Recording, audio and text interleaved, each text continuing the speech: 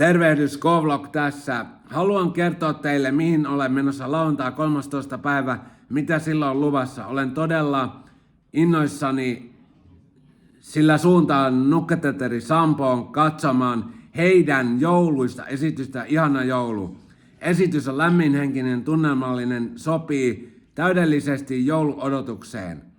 Samalla minulla on ilo nähdä tärkeä upea ystävä Elina Vehkaoja, joka työskentelee näyttelijänä Nukketeatteri Sampossa. Elina on mulle merkittävä merkittävä ihminen ja on erityistä päästä tapaamaan häntä teatteritunnelmissa. Nukketeatteri Sampo on pitkä historiallinen helsinkiläinen teatteri, joka sijaitsee nykyään osoitteessa Erotaan katu 7. Paikka on tunnettu taivaallisista esityksistä lämminhenkisistä tunnelmistaan.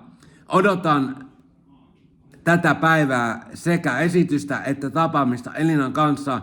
On hienoa päästä viettämään hetki näin mukavassa ympäristössä, nauttia hyvästä teatterista.